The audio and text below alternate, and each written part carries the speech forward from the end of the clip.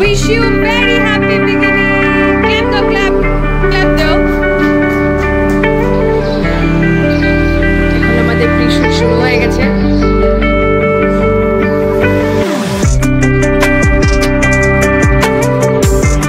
High দেখো high.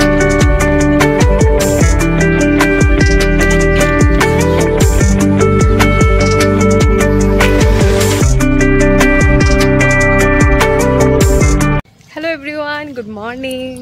তোমরা নিশ্চয়ই ভাবছো আমি সকাল সকাল কোথায় যাচ্ছি।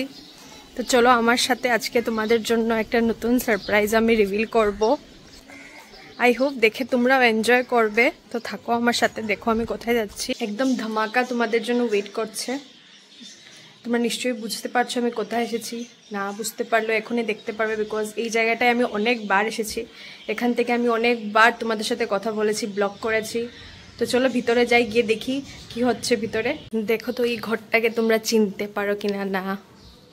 চলো ভিতরে যাই একদম আস্তে আস্তে। কি খবর তোমাদের? হ্যাঁ, কই আমাদের ব্রাইড টু বি? হে রিঙ্কি, গুড মর্নিং। কি করছো তুমি? আসলে না কেন?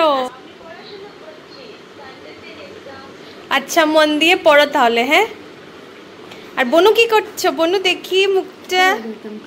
ওটাও লাগা কিন্তু কমাইয়া লাগা। দেখি দেখি, কিউটি পাই। আজকে তোমার কি বলো? কি লাগছে তোমাদের? তোমাকে লাগছে এখন তুমি একটা জঙ্গলি।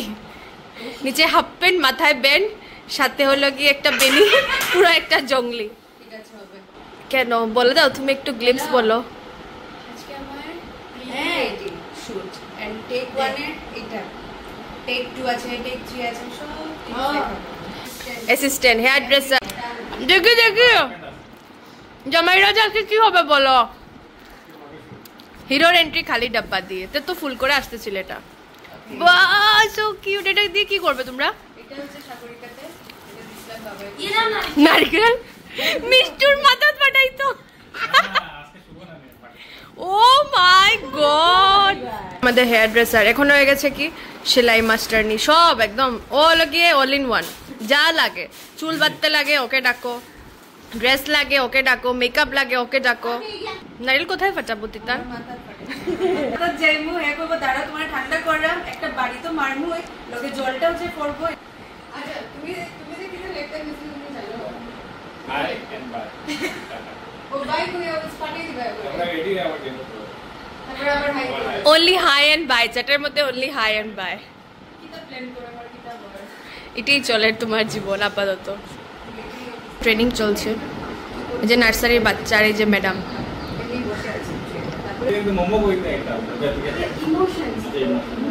ইমোশনস বুঝো?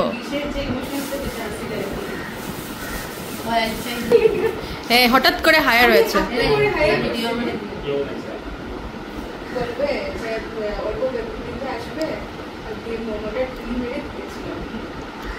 সকাল সকাল মোমো করতে গেলে না না এটা বুঝছো না, তো খালি চেকটা থাকবো কেন কি আগে আমরা এরকমই কনভারসেশন করি।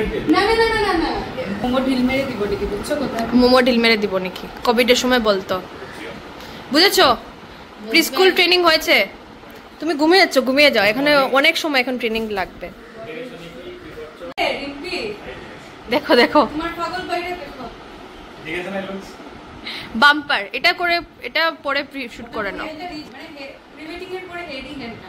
স্যার স্যার স্যার इधर इधर थोड़ा साइड में थोड़ा ऑटोग्राफ प्लीज, ऑटोग्राफ। ऑटोग्राफ आपके बिना नहीं हो सकता। Nation wants you sir, nation ক্যামেরার সামনে।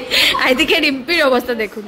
রিম্পি খুব বেশি ঠান্ডা লাগছে, একটু আর কেউ বুঝে না। এখানে হচ্ছে মিষ্টুর প্রি ওয়েডিং শুট। এটা ওদের টেক 1, তারপর টেক 2, টেক 3ও আছে। এটা ওদের ফার্স্ট ওকেশন ছিল, চলো তাই বড় আমি ওদের জন্য কেক বানিয়ে। Wish you very happy beginning. Clap দাও, ক্ল্যাপ, সবাই ক্ল্যাপ দাও। এই প্রি ওয়েডিং শুটটা হয়েছিল আমার বড় মামা শ্বশুরের ঘরে। আমি আমার আগের ব্লগগুলোতে অনেকবার দেখিয়েছি যে বড় মামা আর ছোট মামার ঘর একদম পাশাপাশি। আমার বিয়ের আগে প্রি ওয়েডিং ফটোগ্রাফি করেছিলাম, কিন্তু এরকম ভিডিও করা হয়নি। তো এটা আমার ফার্স্ট এক্সপিরিয়েন্স ছিল যে প্রি ওয়েডিং ভিডিও কেমন করে শ্যুট করা হয়। তো ন্যাচারালি আমার এক্সাইটমেন্টটাও অনেক বেশি। তিতান আর মিষ্টু দুটো পাশাপাশি রুমে বসেই শ্যুট করছিল।